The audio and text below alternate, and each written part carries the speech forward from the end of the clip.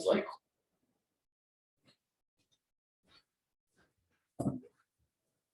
Well, we'll do may the Lord be with you. And also with you. All right, well, good morning, and we're picking up on our study of 1 Samuel.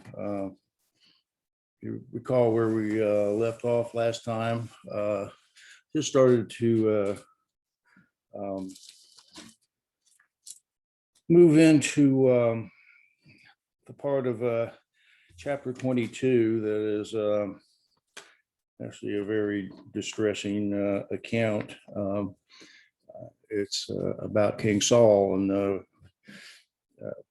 this is kind of the official beginning of his pursuit of David. The other actions he took seemed rather impulsive at the time, but now he has his leaders of his court. It speaks of his servants in chapter 22, beginning at verse 6, being around him, and Saul in a sort of a royal assembly. They didn't really have a palace. So he sat up on the top of the mountain on the hill under the tamarisk tree with his spear as a scepter.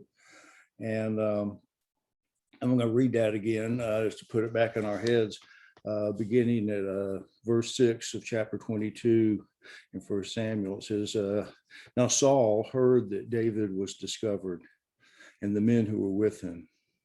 Saul was sitting at Gibeah under the tamarisk tree on the height with his spear in his hand, and all of his servants were standing about him. And Saul said to his servants who stood about him, hear now, people of Benjamin, will the son of Jesse give every one of you fields and vineyards? Will he make you commanders of thousands and commanders of hundreds, that all of you have conspired against me? No one discloses to me when my son makes a covenant with the son of Jesse. None of you is sorry for me or discloses to me that my son has stirred up my servant against me to lie in wait as at this day. Verse 9, then Doeg the Edomite, who stood by the servants of Saul, said, I saw the son of Jesse coming to Nob, to Ahimelech, the son of Ahitub, and he inquired of the Lord for him and gave him provisions and gave him the sword of Goliath, the Philistine. We'll stop at verse 10 there. Saul begins by accusing, first of all, the members of his court, and most of these were all of the tribe of Benjamin. I guess the tendency was that you kept things in the family, and all of his commanders of his army and the attendants in his royal court were there. And he said, I'm the one who can reward you for being my servants. What's the son of Jesse? What's David going to do for you? He says, and you haven't even honored me for all that I've done for you. You didn't even tell me that that David's conspiring against me. Well, there really was no evidence that David was conspiring against him. None of these guys say anything. I don't know if we can assume from that they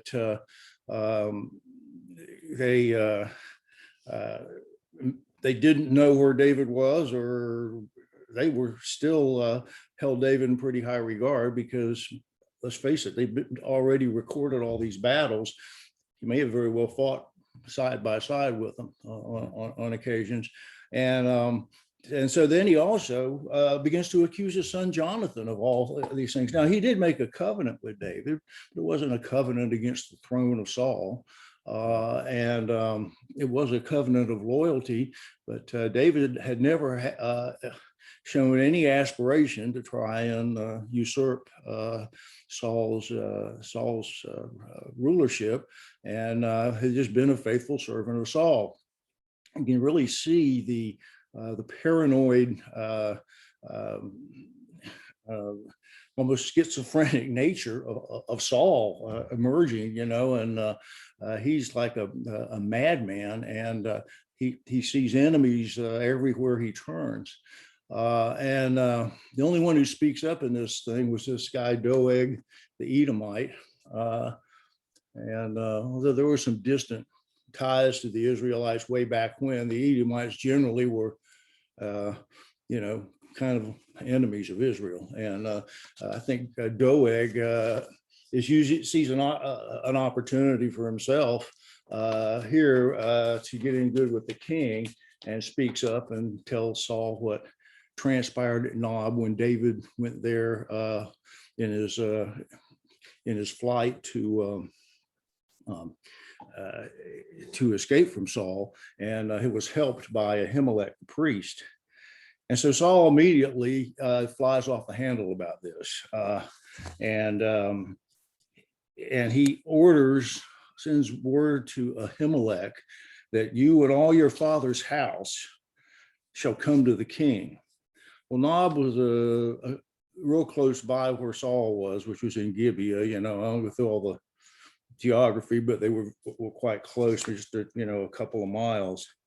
And so being the kind of trusting man that he had been, and well-intentioned, Ahimelech and all the other Levite members of his family all come to King Saul.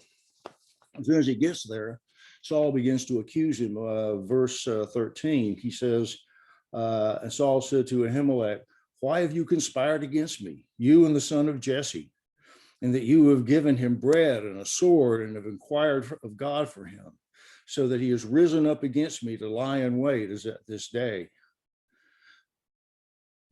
Well, Ahimelech's a little taken aback by all this. I mean, he thought David was a trusted member of the king's court, and he knew nothing of these hostilities. Most of this, if you'll remember, it occurred either at David's house or in the court where Ahimelech would not have been. He would have been wherever the tabernacle was.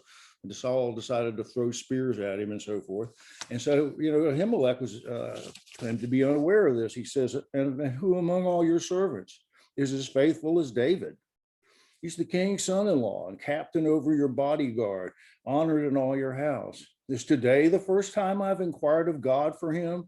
Probably meaning that other times when David went into battle, he went to consult with the high priest and ask for God's guidance. We see a lot of difference in the characters of David and Saul start to emerge here.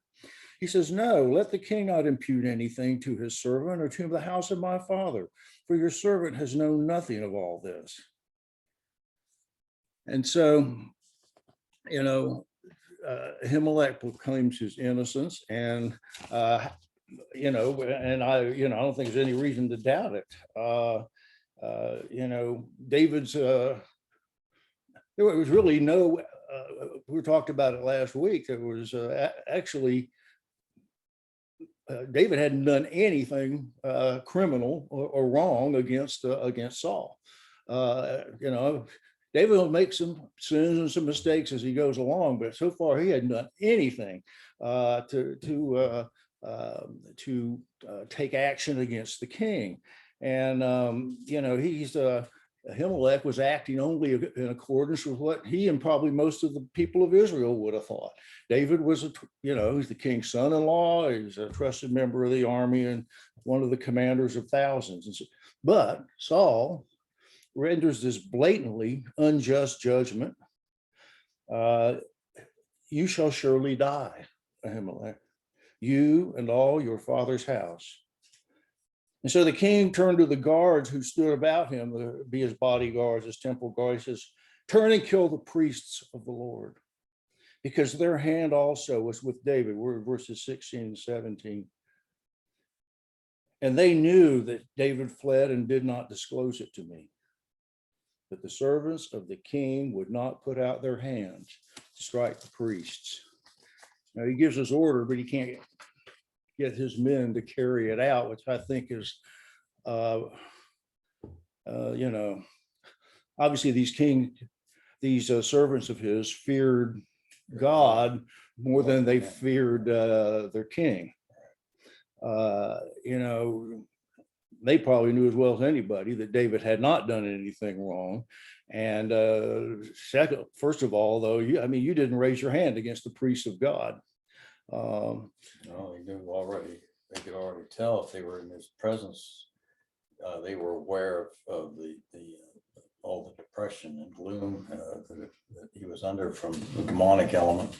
That's true. Yeah, I mean, they knew all that and knew why David was called to play the harp. And I mean, all of that. But this man is not right. Yeah. He's not right. And I mean, so it's like we're carrying out the orders of a madman here. I mean, it was insane with envy and anger. No offense, that isn't real. I mean, there's no basis for it. Yeah. I know it. In Israel, I think we talked about it when we began for Samuel. We have these offices of that are ultimately bound up in fulfillment in Jesus Christ, but that begin to emerge to three offices: the offices of prophet and of priest and of the king. That's all being the first king is to lift his hand against the priesthood that God established through Moses was a blasphemous and a heinous thing to even consider. And he can't get his own men, the men of Benjamin, the ones he promised fields and vineyards and royal appointments to lift a sword against Ahimelech and his fellow Levites, but he does find somebody. The king turned to Doeg, verse 18. You turn and strike the priests. Well, Doeg doesn't have any religious scruple in his heart regarding the worship of Yahweh, and he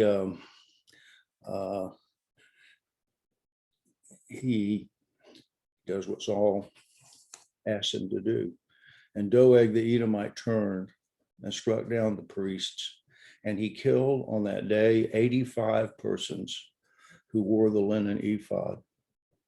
And Nob, the city of the priests, he put to the sword, both man and woman, child and infant, ox, donkey, and sheep, he put to the sword. Not only does he kill the priests and the high priest who came to Saul at his summons there in Gibeah, he furthers the slaughter by going back to Nob and putting the whole town to death, much like the band, the harem that we heard of during the time of Joshua. However, he treats them like Canaanites. Yeah, that's how he treats them. It brings up a curious point. We don't, as far as I know, I don't have any. I haven't been able to find anything on it. Presumably the tabernacle, and the ark, the table of showbread, the golden altar of incense, and the lampstand would have been at Nob. What became of them after this incident, we don't really know. They do show up again later, we know that. So,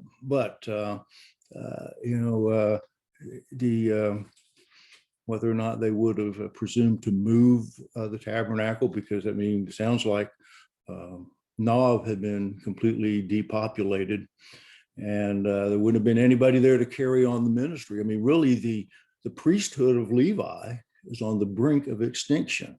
Right. This is an incredible atrocity. That's what I called it in my thing, an atrocity. It really was. It was a little Holocaust against the priesthood, if you will, and it was a hideous thing that Saul did.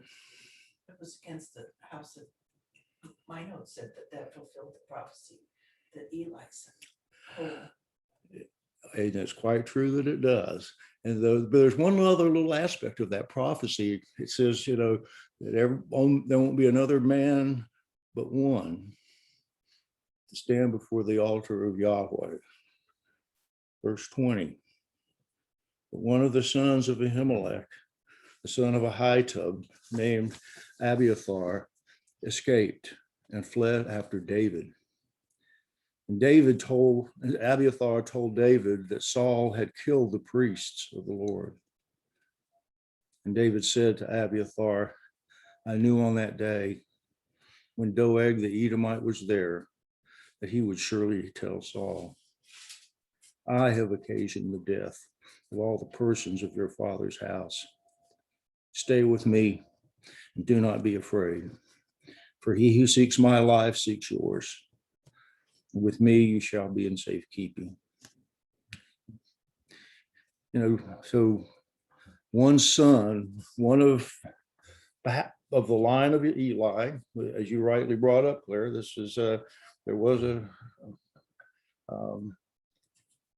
there was such a prophecy given, Samuel's first one actually given to Eli himself when that night when the Lord called him and said, Samuel, and he says, he comes walking into Levi. I remember that story that he had an ear for to listen to the Lord, and anyway, David. It did say that one man would remain, and this one man, Abiathar, will end up being associated with David for pretty much the rest of his life, throughout his period of exile, and even during his reign as king. And he'll eventually share the priesthood with Zadok, who actually did not come through the line of Levi, but was a Levite nonetheless. And anyway, this is, David emerges here as the protector and the preserver of the covenant between God and his people, and the preserver of the priesthood, and this sets the stage, does it not, for what he eventually will do in bringing the ark to Jerusalem, and making that the worship center of the Lord. Because just remember how it's moved around. It's gone from Gilgal to Shiloh to Bethel to Nob. It's been all these different places, and eventually it ends up in stage in Jerusalem. And that was David's doing. And this kind of by taking the priesthood under his wing as king, sort of invalidates Saul's claim to the throne by his own actions and by his rejection of the priesthood in this matter. And then furthermore, David recognizes the horrible consequences of his, what seemed like a little white lie to Ahimelech, and feels some culpability in the matter, and there's some truth in that. Although the one ultimately that on whose head this would fall would have to be Saul's, but still, David recognized that he, by not telling Ahimelech the whole story, that he put him in greater danger. So this is a real significant incident, although it's an awful one. It fulfills the prophecy you spoke about, the line of Eli. It sets up David for the city of David. This is what we ended up calling Jerusalem, and the future of the priesthood in Jerusalem, and the ark, and ultimately that's where the temple will replace the tabernacle. Eli's priesthood was corrupt. Yes. Is that why it was punished, that they would wipe out the entire line of Eli's priesthood because of the question? That's what God told Eli, through the man of God, through the prophet. So it sets it up to be a holy priesthood, free of any blemish. That's true, and it is from the line of Zadok that the priesthood continued, because one who finally finished off the line of Eli was Solomon, and that will you don't find that until you get into Kings, but this had to do with David's whole ascension to power. And there was all these, Solomon's brother tried to, Adonijah, I think, tried to take the throne first. And there were all these divisions in the ranks. And I think Abiathar ended up on the wrong side. And Solomon ended up, but Zadok and this new line would be the ones that presumably carried forward even into the days of Jesus.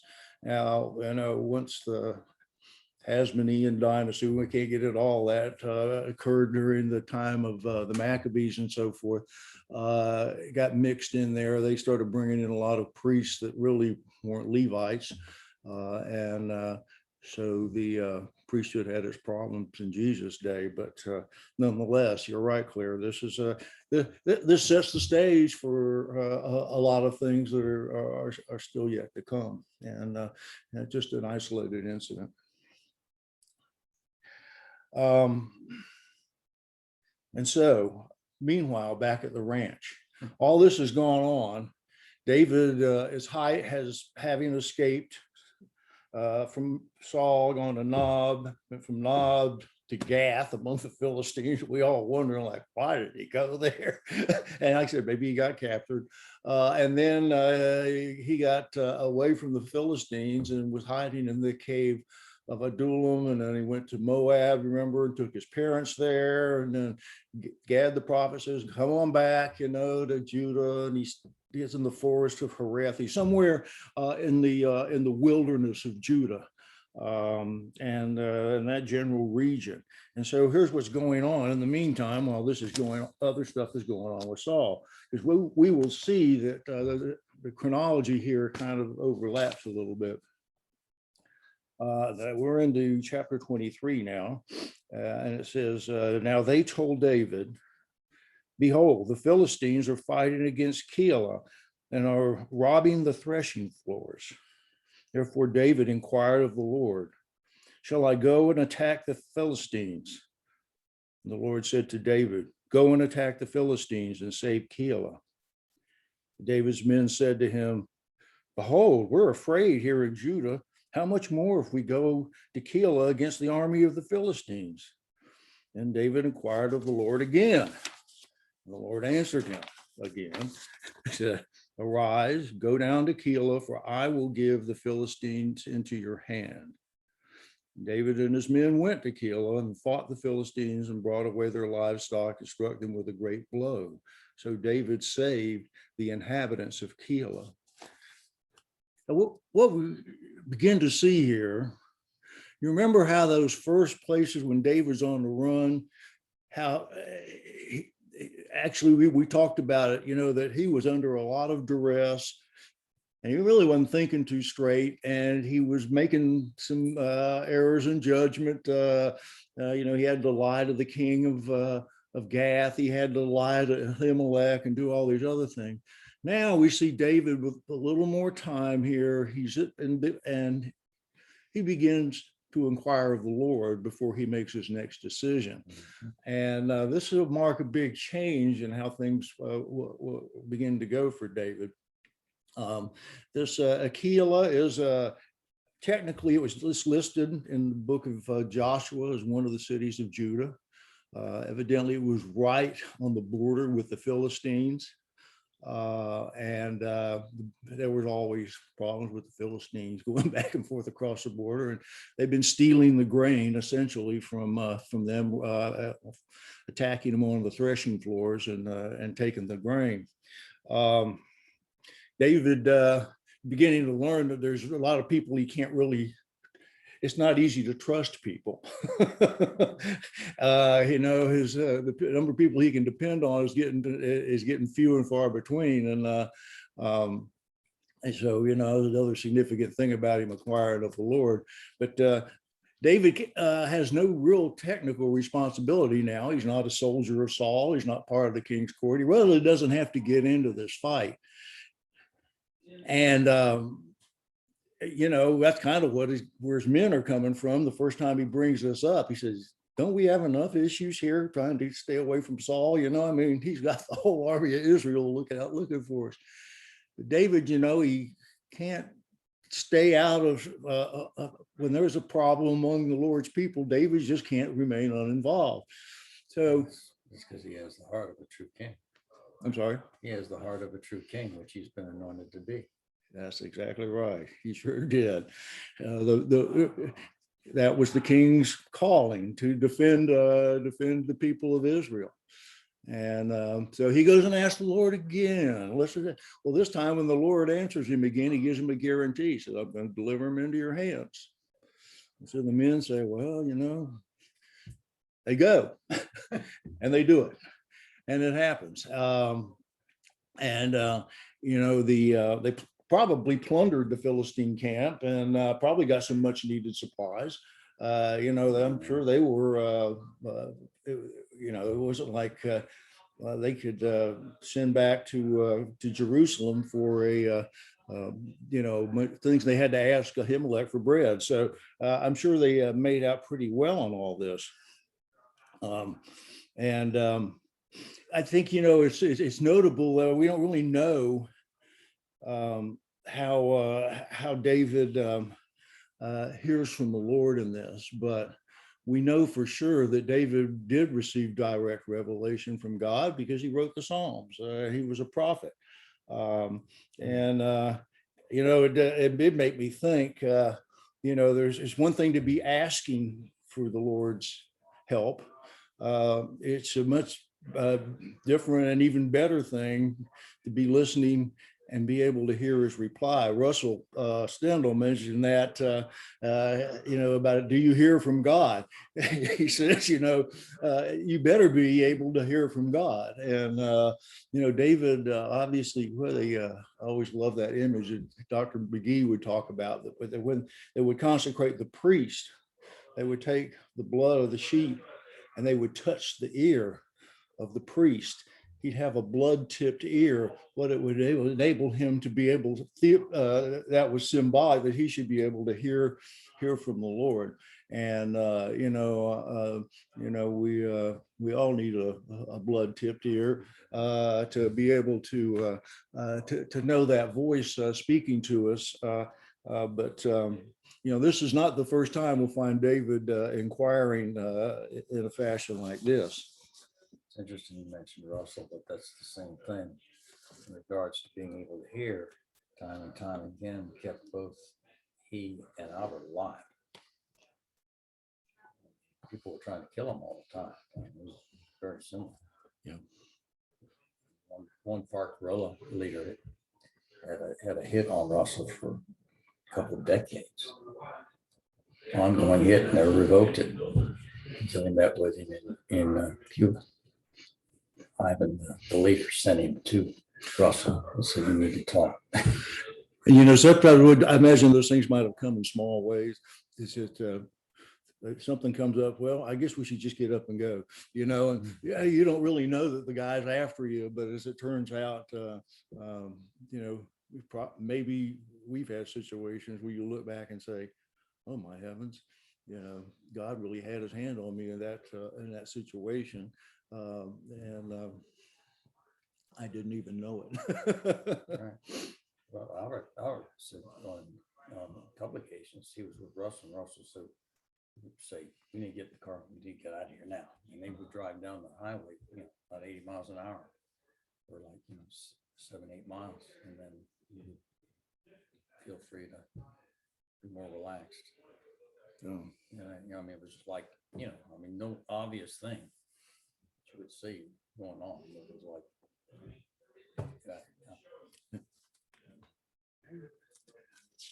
This kind of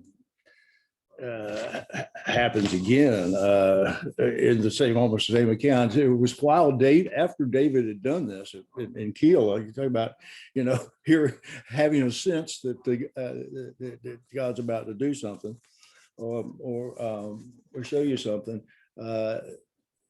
That Abiathar actually came to David at that point after all this took place, and it does point out that he does. I'll read that.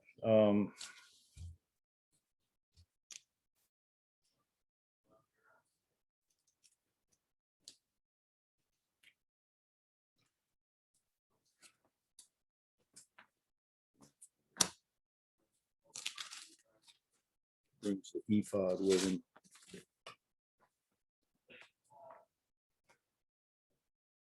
Verse 5, 6. Yes, thank you. I lost my placement here. This writing's so small. Now, Abiathar, the son of Ahimelech, brought the ephod down with him when he fled to David at Keilah. Now, the ephod,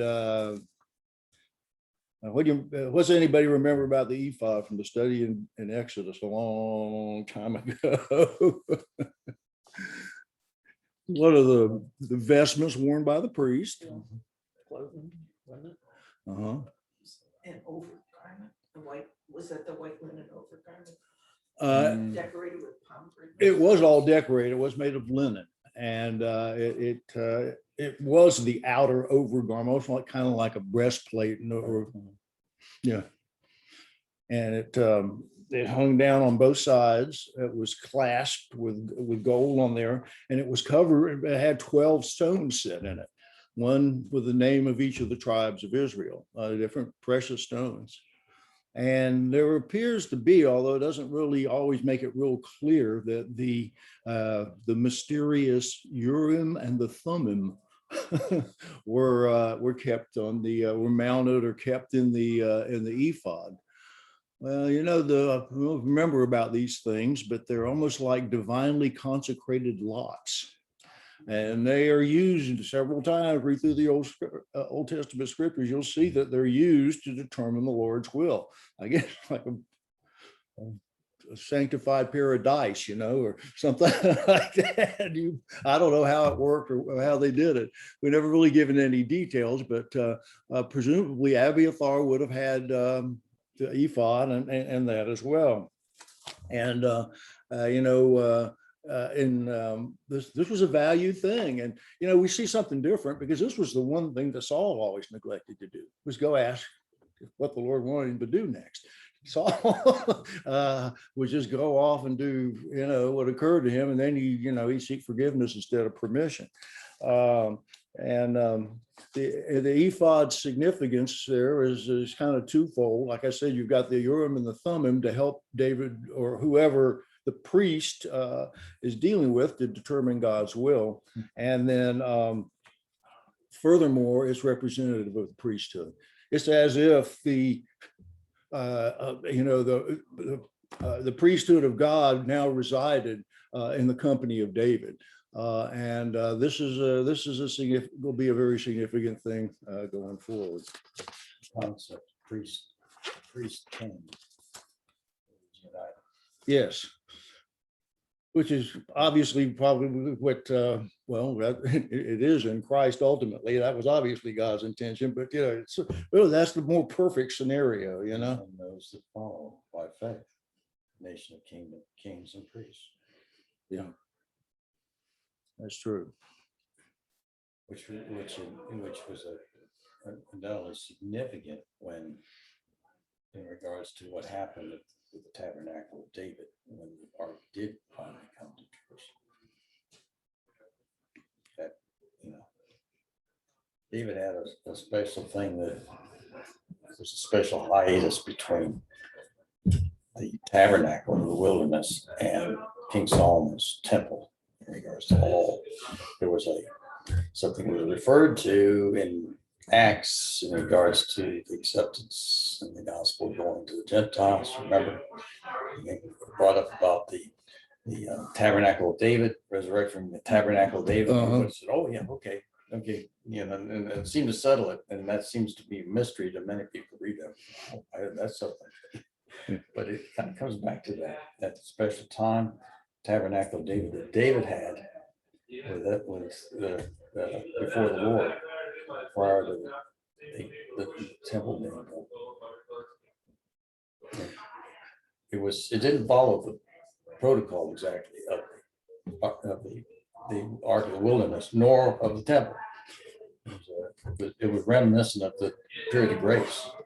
Well, you look at how the priesthood of Eli disrupted the whole protocol of the temple, beginning with Levi and with Eli and his sons, And then the thing got captured. They took it into battle. It got captured by the Philistines. It went to the house of this guy, and then evidently ended up in Nob. And so there's this the tabernacle of the Lord and the ark and all have not received the honor. And as a result, you have a breakdown probably in the worship of God within the people of Israel. This formal location where God was to be met with and sacrificed to did not.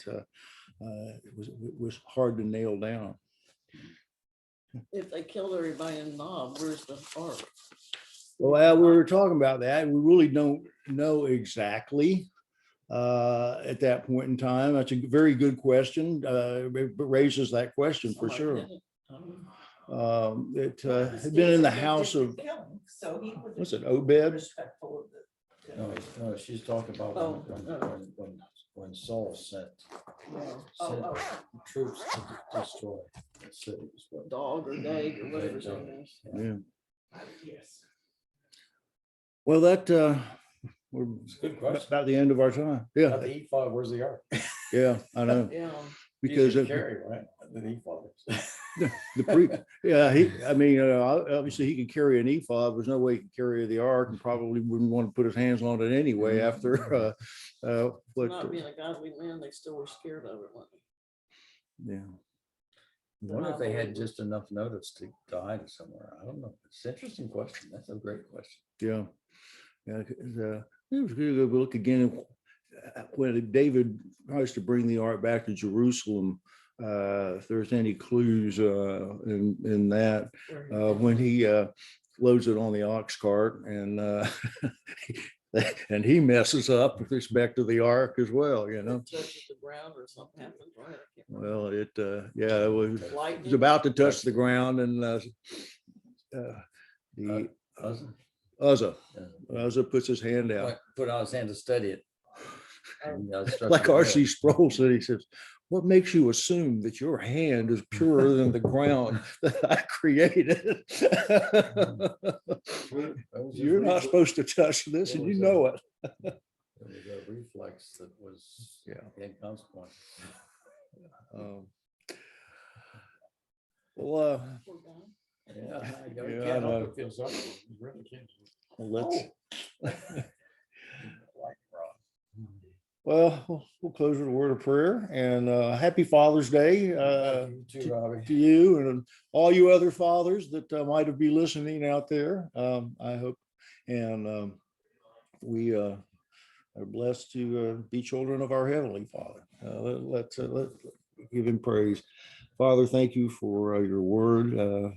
We find guidance, we find wisdom, and we find mysteries, and we know that you know all things, and we just ask you to give us wisdom and patience for the mysterious, but to trust in you in all things. And we just ask you to bless us this day and receive the worship of all your people everywhere in this world to the honor and glory of the name of our Lord and Savior, Jesus Christ. Amen. Amen. So we'll see you back at 4. See you back. Yes. Okay.